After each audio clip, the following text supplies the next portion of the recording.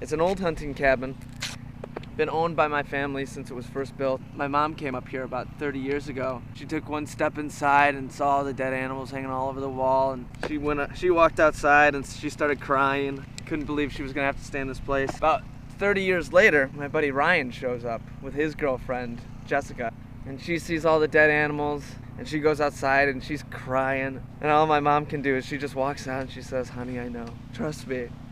It'll grow on you after a while, it'll be okay." And now, ever since, like Jessica always says to me, like, "Oh, we need to come back up to the cabin, we need to go back up to St. Helen." So it's an addictive location. It's not much, but it's got a lot of history and it's got a lot of heart to it, so.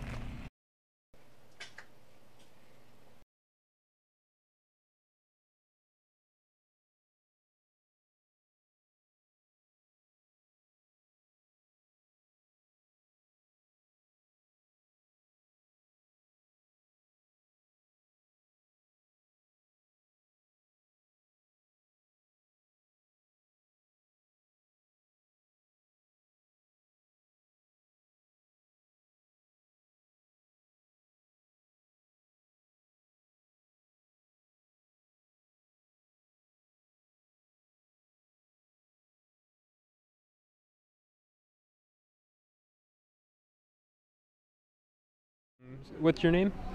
Brian. Brian Belts, yep. I'm president of the St. Helen Fireworks Committee.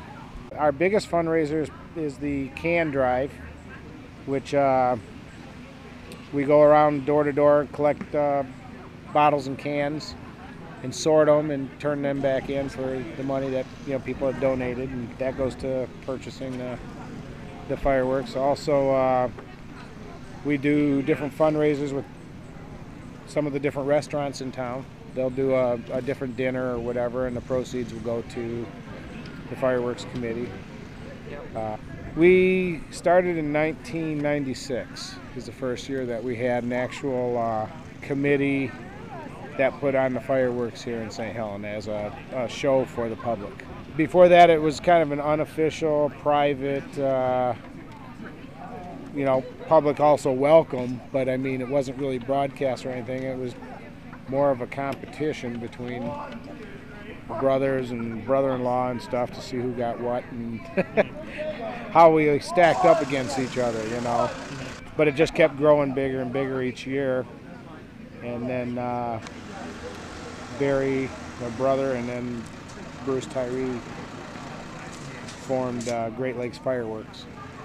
We've got a pretty good reputation now over the years that many people come from all over the place. I mean, we have a lot of people downstate that head just here to see the fireworks and that. So, it's definitely not just the town here. They come from all over. So.